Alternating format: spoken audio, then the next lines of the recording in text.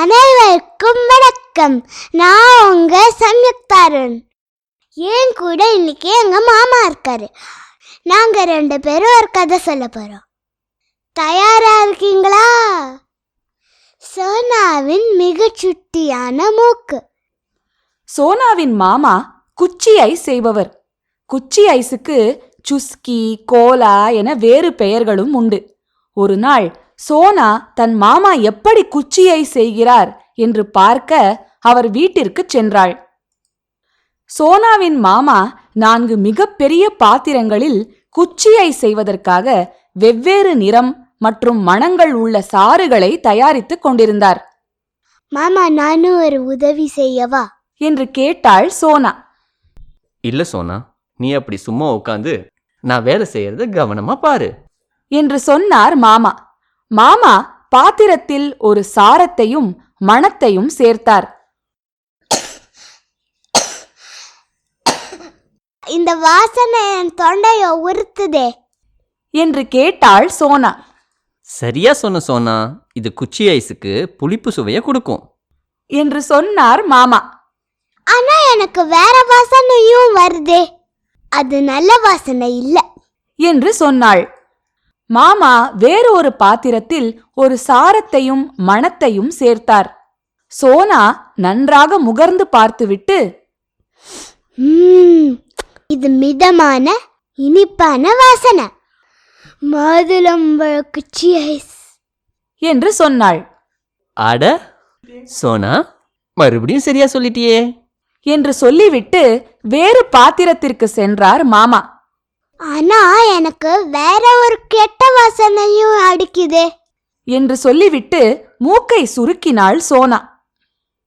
நான் இப்போ ரோஸ் சாரம் சேர்க்கிறேன் என்று சொல்லி 3வது பாத்திரத்தில் உள்ள திரவத்தை கலக்கிக் கொண்டே, இப்போ நல்ல வாசனை வருதா என்று கேட்டார் மாமா. ஏதோ எரியுது மாமா, பாத்திரத்தோட அடியில ஏதோ தீயுது என்று கத்தினாள் சோனா. மாமா சுற்றி முற்றி பார்த்துவிட்டு கொதித்து கொண்டிருந்த பால் பாத்திரத்தை சட்டென்று இறக்கி வைத்தார்.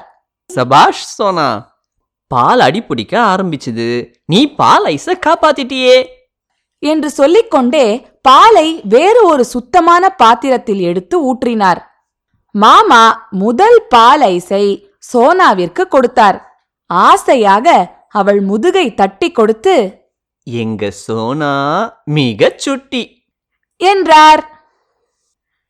என்ன குழந்தைங்களா, இந்த கதை உங்களுக்கு பிடிச்சிருந்ததா? சோனா மாதிரி நீங்களும் உங்க வீட்டில் இருக்கிறவங்க என்ன வேலை செய்யறாங்களோ அதை கூட இருந்து பார்த்து அவங்க என்ன எப்படி பண்றாங்கன்னு கத்துப்பீங்களா? சபாஷ். அப்ப நீங்களும் சோனா மாதிரி ஒரு சுட்டின்னு சொல்லுங்க. உங்க அம்மா என்ன வேலை செய்யறாங்க, உங்க அப்பா என்ன வேலை செய்யறாரு, உங்க பாட்டி தாத்தா வீட்டுல யாரெல்லாம் இருக்காங்களோ அவங்க என்ன வேலை செஞ்சாலும் உங்களால முடிஞ்ச அளவுக்கு அவங்களுக்கு உதவி செய்யுங்க. சமையல் கட்டுல பாத்திரம் அடுக்கிறது, மாடியிலேருந்து துணி எடுத்துட்டு வந்தா அதை மடிச்சு வைக்கிறது, மடிச்சு வச்ச துணிய அடுக்கி வைக்கிறது, நீங்க விளையாடின விளையாட்டு சாமான்களை பத்திரமா திருப்பி எடுத்து வைக்கிறது, வீட்டை சுத்தமா வச்சுக்கிறது, இந்த மாதிரி எல்லா வேலையிலையும் உங்களால முடிஞ்ச அளவுக்கு உதவி செய்யுங்க. சரியா? இன்னொரு கதையோட சிட்டுக்குருவி பாட்காஸ்ட்ல உங்களை நான் சீக்கிரமா வந்து சந்திக்கிறேன். அது வரைக்கும் சிரிச்சுக்கிட்டு சந்தோஷமா இருங்க. சோனாவின் மிகச் சுட்டியான மூக்கு. எழுதியவர் வினிதா. தமிழில் அனிதா. வெளியீடு பிரதம் புக்ஸ்.